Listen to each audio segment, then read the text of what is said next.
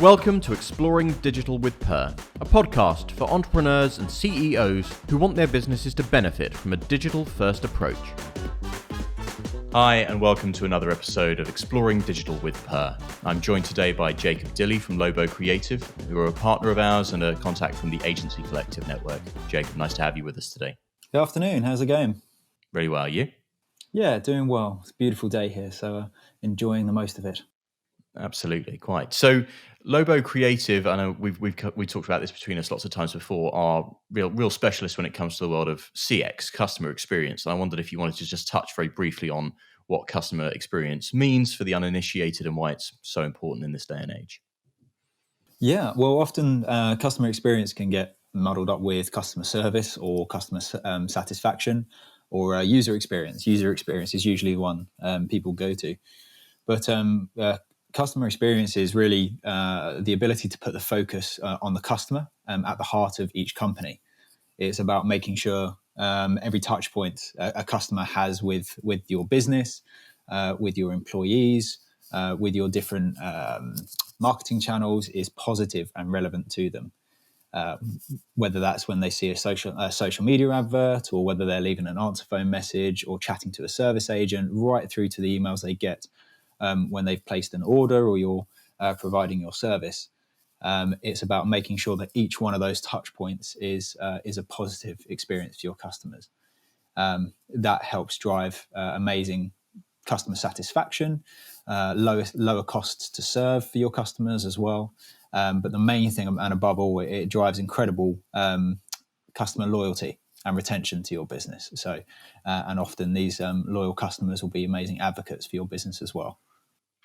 I think what's really interesting about CX as an area for the digital world right now is that it's a really consultative part of the world, and it's not like you're delivering one service. It's not like you're niched into UX or something. It's that you're providing a consultancy across a range of those particular services. Yeah, absolutely. Everything's got to work together, right? So particularly from our side, we work a lot within websites and communication, but obviously if the website, so the initial stages of your customer journey are brilliant. So the website is fantastic and your social communication is fantastic. But as soon as someone gets to the point where they start to purchase from you, or they have a discussion with a service agent or something like that, and actually those interactions are negative, then what's the point in investing so much to those upfront stages when all you're going to do is lose people when they get further down the line? So this is about a holistic view of how customers move through a company and how they can tie in really well with the digital. Absolutely. So in a world where everyone's interaction with their customers is changing quite rapidly in an unprecedented way, what have you seen as the knock-on effect to your part of the industry and the clients you work with by COVID? So often within customer experience, people's focus around the initial two stages. There are 5 stages of a customer experience. There's the awareness and consideration stages, number 1 and 2. This is where often most of the marketing will happen, and a lot of the content on the website and the visual side of a brand. Then the next 3 services are stages are the purchase stage, how you service the customer, and then loyalty. And what we're seeing is a huge pivot from focusing on the marketing side, from the awareness and consideration, and focusing upon the service and loyalty. So it's about making sure that you're providing the best service to the customers that you have, so you can keep them loyal for when they're ready to purchase again after COVID the peak has started to dip. So at the moment, what we're finding is it's not about the sale right now, it's about the sale later. So most of our clients we're rejigging and focusing upon the service and loyalty side of their businesses, keeping customers in the loop and happy with the experiences that they're having with the brands. Interesting. So you really fall into that core area of reminding businesses that in a downturn, in a recession, in a window where direct sales is harder or being challenged, that marketing is more important than ever. And if you leave a gaping void, then it's going to be harder to pick that up again in 3 months' time. Yes, marketing to your current customers and existing customers. more than necessarily new business. I mean, new business is obviously still important. However, in this time, what we're finding is that the referral rate for businesses through customers who already moved through brands is absolutely skyrocketing, because people are saying, I've had this amazing service from this company who are clearly going through some difficulties with COVID-19, but they've been amazing through it and really helped me through it. So you should go, you should head to them. So having that focus upon the service and loyalty at the end of a customer journey to bring them back through the CX sort of funnel, often they'll bring others with them. So focusing upon your marketing upon your current customers seems to be the more successful route to go on at the moment. That in turn drives new business through referrals more than necessarily seeing an advert pop up on social media or on Google. Absolutely. So a lot of your focus then has changed from working on helping businesses with new business to just ensuring that the reputation and that the relationship is in place. Over the summer. Reputation and retention are the main things at the moment. And do you think there's any companies out there that you feel have really damaged their reputation in some of their actions? You know, the sports directs out there, or people who've been cavalier with their staff safety, things like that. Yeah, I think Sports Direct obviously is an interesting one with the held hostage sort of scenario that we saw with their employees there. Obviously, incredibly damaged their reputation as a brand and business. We're seeing it a lot on in renting with co-working spaces as well. So Regis co-working spaces unfortunately have not been at the top of their game in terms of supporting their customers and the people sharing those spaces at the moment. They are still very much demanding that rent is paid every month, even though we're not allowed to be leaving our homes to go and work in those places. And unfortunately, that news will spread. So again, coming back to this idea of it's not about the sale now, it's about the sale later. How you handle this and how you set yourself will guide your sort of reputation for the future. And it's about getting more and more customers back then. So amazingly, where we are based down here in Dorset, we have an office in the Crown House co-working hub, and they've been incredible with how they've rejigged our rent each month and how that works with a significantly reduced rate, allowing us to leave all of our materials and things there as well. And it's sort of made up my mind. I'm not going to be moving from that location for a very long time. So from a loyalty perspective, they've really supported us. They've bought your loyalty, certainly. Well, yeah, absolutely. So these brands like Regis and Sports Direct, and there's been a range of stockbrokers and wealth specialists as well, who have unfortunately really damaged how they work with their customers in this time. Are going to see a huge drop off when we come to the end of COVID-19 and also during it. To be honest, going to get a lot of angry and upset people. And when you have when your staff are furloughed, and you've got more people calling in because they're angry and want to get things sorted out, then you're going to probably lose employees as well. So it's just a huge knock-on effect. Completely, yeah. So there's a real opportunity, not so much to get it right, but to get it wrong over the next few months, and it's where CX and digital in particular is such a range of tools and opportunities to help manage that, I guess. Yeah, massively. So, what do you think are some of the biggest or the best tools that you've seen people using to help mitigate these effects or to help manage their responses, especially if their team are furloughed? Are there techniques out there that you think everyone should be using as a baseline to help them through this? Yeah, absolutely. So in terms of how we can, how businesses can sort of adopt a bit more of a automated kind of process to their business is going to be hugely important right now, and particularly if we focus in on those sort of the end stages of the customer journey. So within the service and loyalty, the two things that tie in perfectly from that are chatbots. Would be a fantastic. I know that there's been an amazing uplift in companies getting involved with chatbots and using chatbots at the moment to provide answers quickly for people, and automated service emails as well. So within within this time of difficulty that companies may be facing. So if it's a company that supplies products, for example, being open with your customers about how the fact of delivery used to be 2 days, but now it's 5 days. We're really sorry about this, but the reason why is because COVID-19 has slowed down our production times, blah, blah, blah. Yeah. We'll make sure we keep you in the loop if we can move things a bit faster. If you could have an automated workflow and email service that can keep people more in the loop about how that's progressing and things, people feel more confident and trusting in a business. So completely. I mean, anyone, I'm sure you've been in this scenario before of having to tell a customer that maybe something's not going to be on time. And generally, people always appreciate knowing something in advance and the reasons for it. And most people are understanding of that fact. Yeah, massively.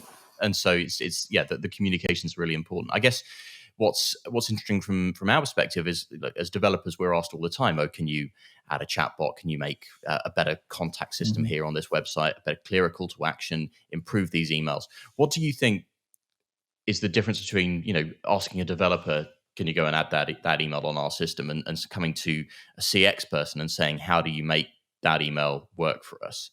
Or how do you ensure that how we program this chatbot or improve the interface of the chatbot? Or what are the things that you would say differently to if you came to us and just said, add it to our site for us? What would be your big wins? Well, the main reasons for adding this sort of stuff is making sure you have that holistic view again of why you are doing this. So if you're a company, so we work with a ferries company, for example, obviously very much hit by COVID-19, and people want to know, people want to understand. Okay, well, I've booked a ticket to travel. Obviously, you're not running anymore. So what happens? What happens to my ticket?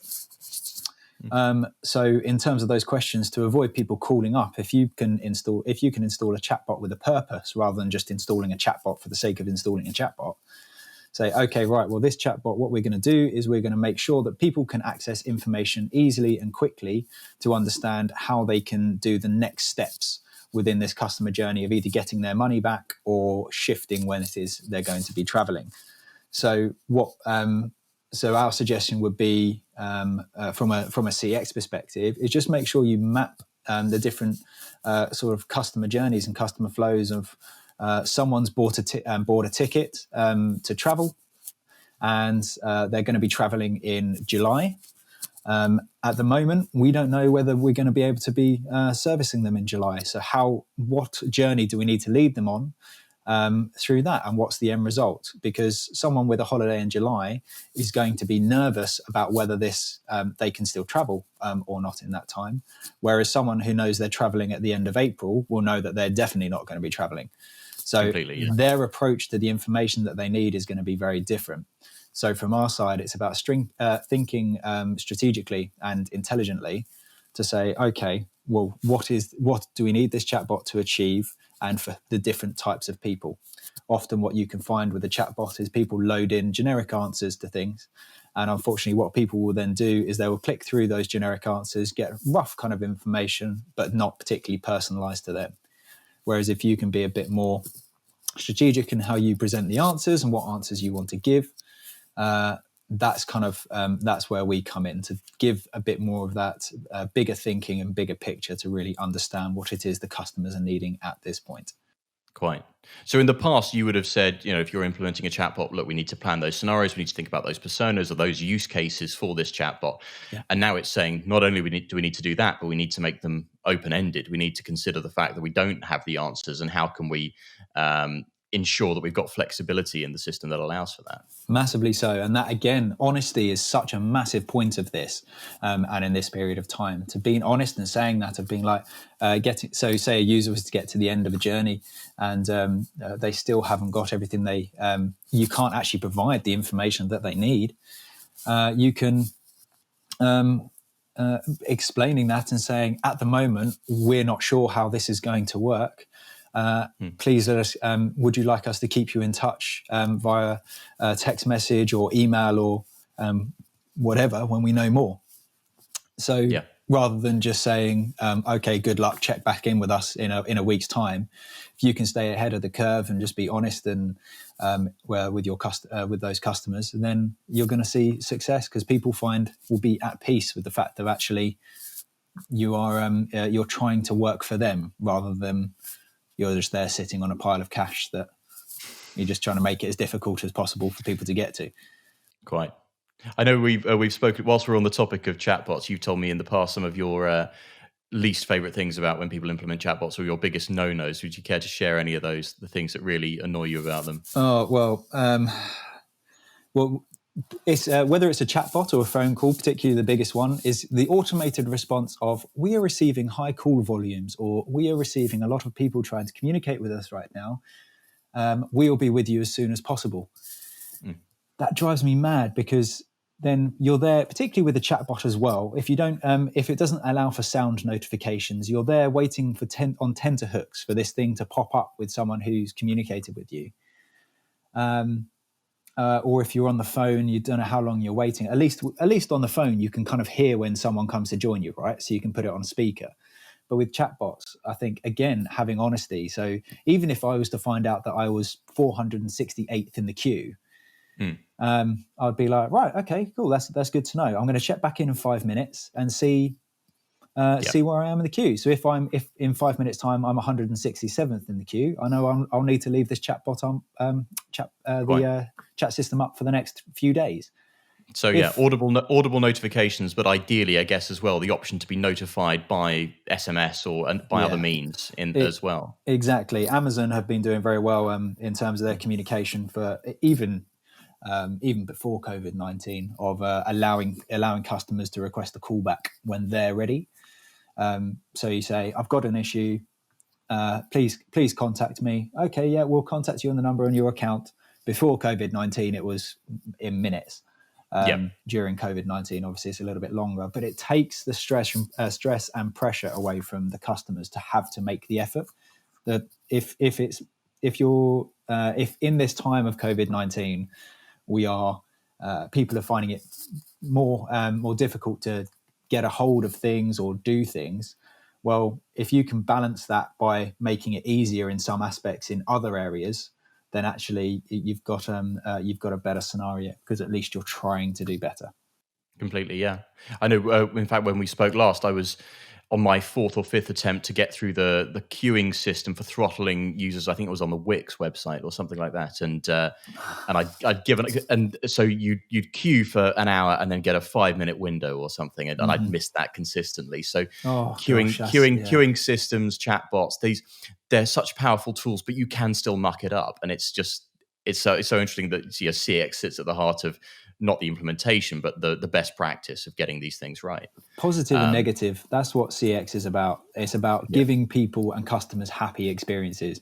So if they've missed a chatbot, they've been waiting for ages for a chatbot and they've missed it, immediately you've got an upset customer. So if they try and then call, you've then got someone irate at the other end of the phone. Whereas actually, if you had just put these little things in place to help them, my goodness, suddenly you've got a range of happier customers who can be a bit more relaxed about your brand. Completely, yes. So do you think where we are in the journey of COVID, right? So we're 3 weeks into lockdown, and it has a slightly indeterminate end date. Let's say it's a month. It could be 1 month. It could be 2 months. It could be 3 months. So do you think the process or the thinking that's going into your CX work and how you would advise people to monitor and maintain and upgrade their websites and those processes, do you think that will change and evolve between now and 3 months from now? Is this just our initial viewpoint on things, and is that going to be sustainable, or do you think people are going to have to go above and beyond and do more things? I think it's going to be very interesting around companies' propositions. Because so CX can only take us so far, and it's based around a service or product you provide. So I think if we were in this sort of lockdown state for the next 3 weeks, 6 weeks, 9 weeks, trying to make people happy who aren't buying from you is only going to get you so far.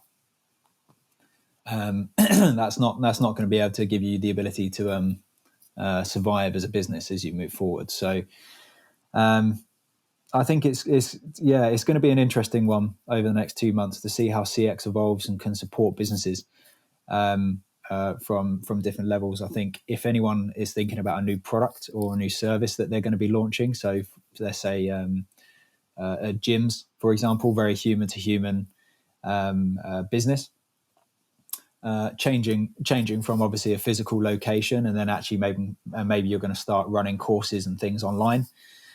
Where you've got a new product and service that you're going to be supplying, just start out by mapping out your expected customer journey for how someone can come into that, where they're going to start and find out about you, often probably through social media or WhatsApp groups or whatever it may be.